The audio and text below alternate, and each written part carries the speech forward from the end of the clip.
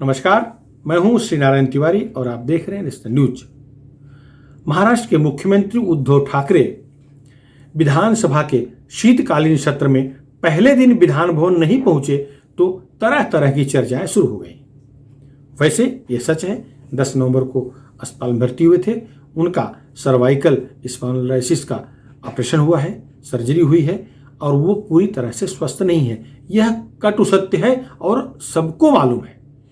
और यह भी सच है कि विधानसभा का शीतकालीन सत्र नागपुर में होता है। प्रथा परंपरा के मुताबिक, एग्रीमेंट के मुताबिक, समझौते के मुताबिक, करार के मुताबिक नागपुर में होता है।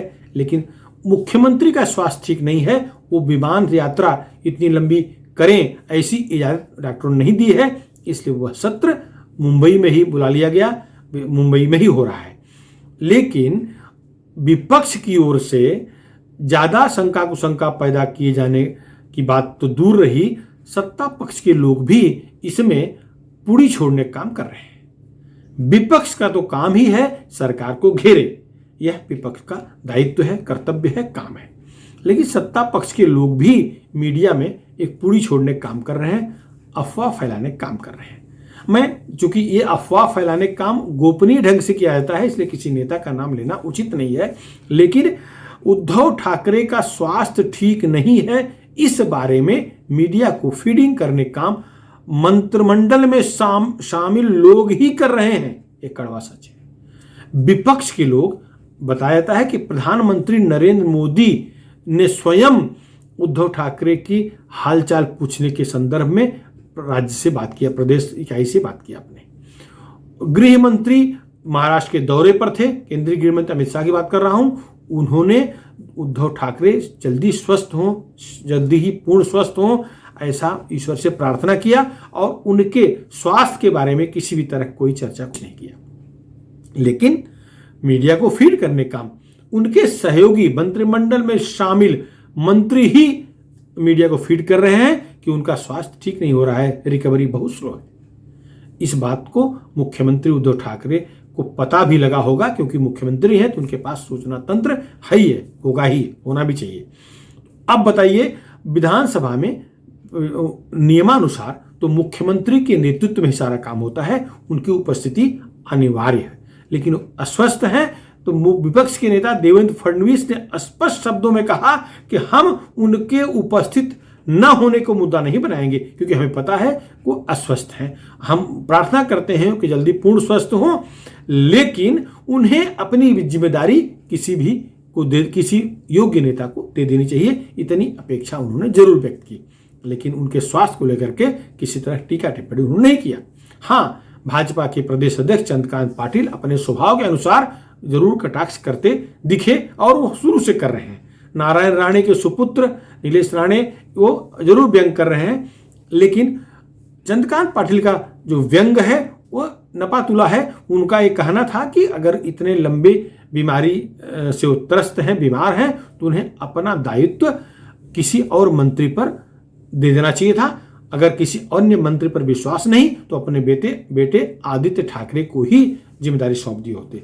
उन्होंने थोड़ा मजाकिया लहजे में कहा कि हो सकता है उन्हें उन पर भी विश्वास न हो, तो उन्होंने कहा कि अपनी पत्नी रश्मि ठाकरे को ही दायित्व सौंप देते, अर्थात मुख्यमंत्री बना देते। क्योंकि रश्मि ठाकरे विधान भवन के दोनों सदनों में से किसी सदन के सदस्य नहीं है, तो उनको पहले सदस्य बनना पड़ेगा या मुख्यमंत्री की शपथ लेनी पड़ेगी, तो ही उन पर दायित्व दिया सकता है। हाँ, अगर मंत्रियों में से किसी को चाहें तो अपना दायित्व सौंप सकते हैं बिना इस्तीफा दिए।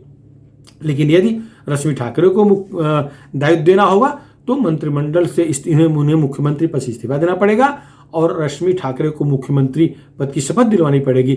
मतलब फिर से नया मंत्रिमंडल गठित हो जाएगा, ऐसा नियम है। तो ये चंद्रकांत पाटिल जो कह रहे हैं वो असंभव सी बात है। वैसे यह बहुत कुछ डिपेंड करता है कि उद्धव ठाकरे क्या चाह रहे हैं।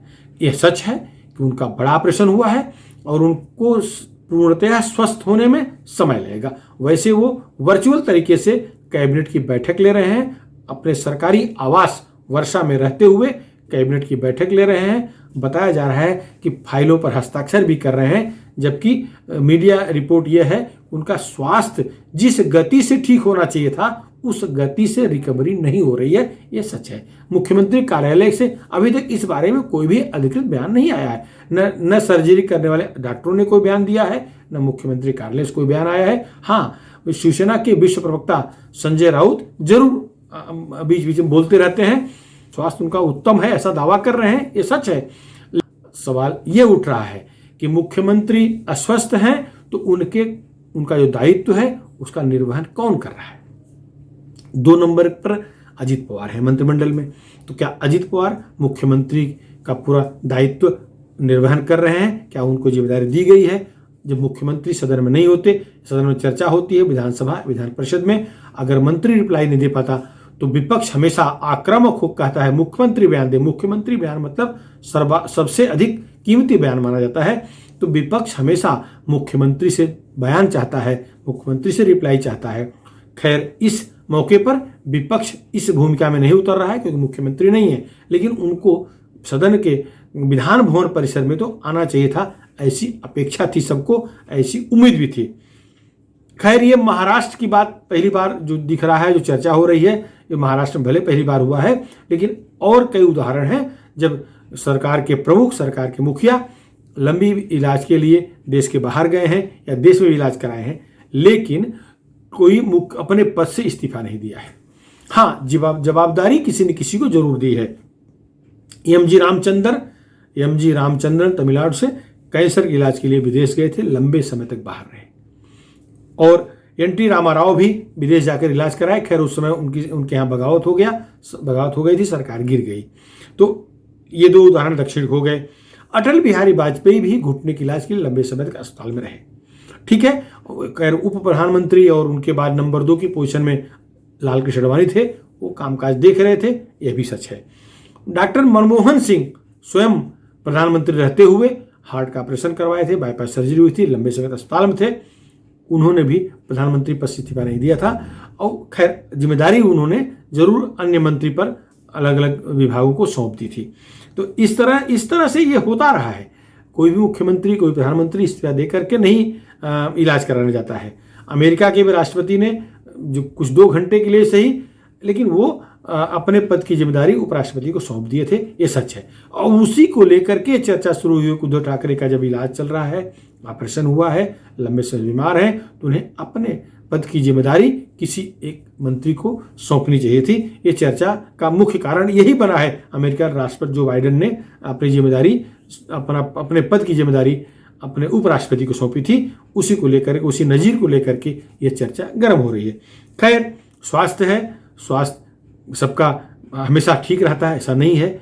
मुख्यमंत्री हो चाहे मंत्री हो, शरीर है, कभी बीमार पड़ती है, कभी ठीक होती है, तो उसको लेकर के ऐसे कटाक्ष कोई किसी को नहीं करना चाहिए। भगवान करे वो जल्दी स्वस्थ हो जाए, लेकिन हाँ, उन्हें अपनी जिम्मेदारी, मुख्यमंत्री की जिम्मेदारी किसी न किसी पर सौंपनी चाहिए थी, ऐसा सबका कहना है।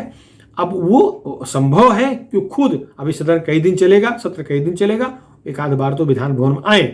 फिलहाल इस मुद्दे पे इतना ही।